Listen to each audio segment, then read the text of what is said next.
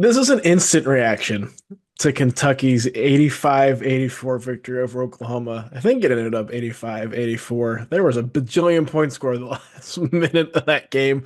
Almost all of which were by Oklahoma and Jeremiah Fears, except for the last one. Otega Owe does it again, coast to coast, little floater with the left to beat the buzzer with half a second left. Um, I don't know what to make of that. Like it literally just happened that before we hit record on this. I don't know what to make of the end of that game. This is March. That's all I really can say. This is March. Like this is what you live for with March. This is what you want from March. Um, this is special. Jeremiah Fears, man. Committee, please give us at least one, Please get them in. please.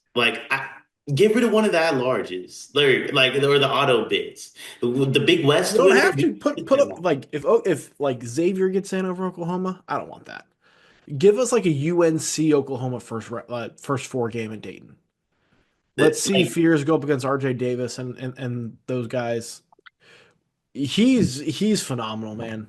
He's so good. And it would help if Kentucky had a healthy point guard to handle a press. But like that was bad. Yeah, I mean, it was a rough look if you're Kentucky, especially. I mean, Three turnovers in the last minute, like all by Owe. you squeak one out and then you get Bama tomorrow, by the way. So like sick prize for get to Full preview of that on the channel.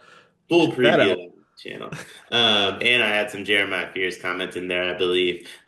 Please give us one more Jeremiah Fears game committee, please. But I mean, it's just an absolute meltdown by Kentucky.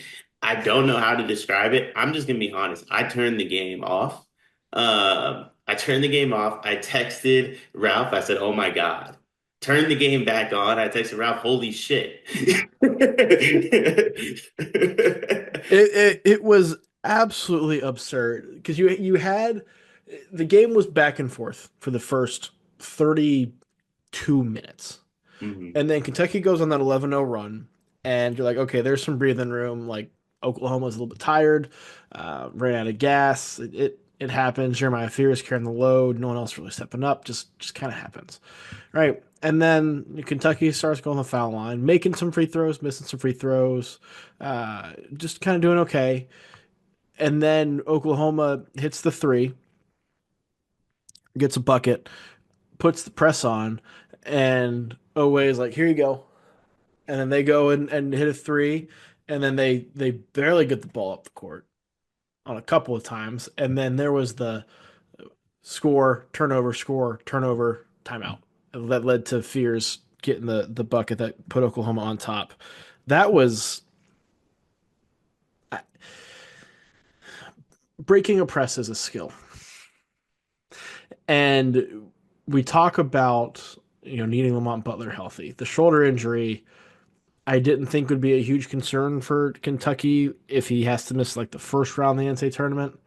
Like they need Lamont Butler to do anything else in this tournament or to do anything of consequence in the NCAA tournament. I thought they could still win a first round game. If Lamont is hurt and you don't have any ball handlers and you play a lower seed that can press and get after you defensively, I would be concerned because like that was not good. No, that was embarrassing. I mean, that's not what you want out of your team, right? That's not something you're proud of if you're Mark Pope. So, I mean, I definitely think they definitely need Lamont Butler. Um, I think I hesitate to think that they're going to have him next week, man. That injury looked a little gruesome to me. We're Yeah, I don't think there we don't have official word yet. There was that he went back for imaging, but somebody on social media, and I don't have it, so I apologize for not giving credit. I saw it about 30 minutes ago. He was talking to Kerr Kriisa on the bench when he came back out, and based on Kerr's reaction, it did not seem like that was good news that Lamont was giving him. Kirk Kriisa, known team doctor. I love that Kirk Kriisa is just involved in everything now that he's not playing. What happened to like him? Like, are we ever going to get a Kirk Kriisa update? He's trying for next year. He's trying to get a waiver, I think it is, to come back next year.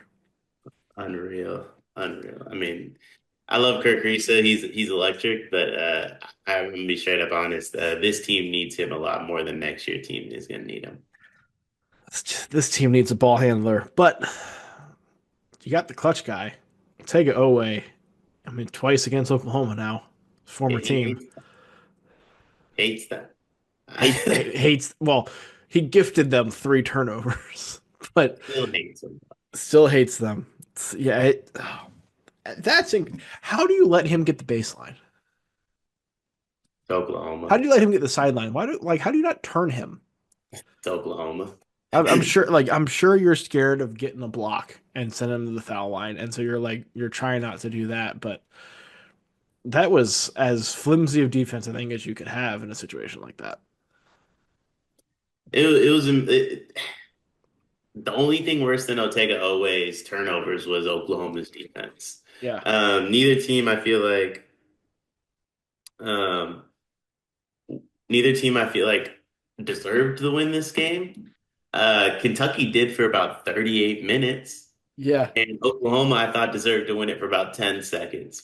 This the best part is that like the game could have ended normally and everything's the same. They just decided to send us on this 2 minute roller coaster to get to the same location or the same destination. I mean, it's why we love sports, why we love this time of year. Just absolute insanity, man. 28 fucking points by Jeremiah Fierce. 29 for OA, or was it 27? Ooh, I don't remember the Otega one. I'm I think it was 27. see. I lost the box score. I'm pulling it up. It's great podcasting. 27 for 27. Ortega, Yeah. 28 for Fierce. I Un- hope we see Oklahoma in the first four, man. Which, like, that's the part of this that hurts too, is that Oklahoma's probably in. Well, this would have made sure you were in yeah, a win they should like be. this. And But this so was to steal it and then have it stolen from you again hurts. That hurts pretty bad. I think they're in anyway. I think they're in anyway. I gotta be honest. Yeah, Lucas Harkins, bracketologist extraordinaire on Heat Check, has them as one of the last four buys. So out of Dayton. Bracket Matrix, they are kind of right on the bubble of going to Dayton, but in the field. Wouldn't have had to sweat it had you won this game. And you probably don't have to sweat it anyway, The given the way I was way gonna say the like way they is it lost, right? hmm? Like the way they lost has to play Well, a the way they lost, but to the teams that would overtake you, San Diego State lost, Indiana lost, Xavier lost. So Ohio State lost. Um, there's some Wake Forest lost. There's some others that could get up there, but yeah, I think you're feeling okay. I yeah. think, you would not worry about it had you won, but I think you're feeling okay. I think they'll be okay. I mean, they probably wanted to skip Dayton. They might not be able to skip Dayton at this point, but they'll be fine against whoever they got to play in Dayton, though, I would say. Yeah, I think so. I think so. But it would be man, we need to go to bed. What a game. Why are SEC games ending after 1 a.m. Eastern? I know they're making me miss out on I think UC Riverside's on. Those are the team that's the team Guy wants in instead of Oklahoma. So I love you, Guy. What a fun game, man. What a fun ending. I'll stay up for that any day. Let's do it again tomorrow, huh? SEC tournament quarterfinals. We haven't had the four best teams in this league play yet. We had this. We had Sean Padula's game winner. We had the double overtime game. What SEC's delivering, man. What a tournament.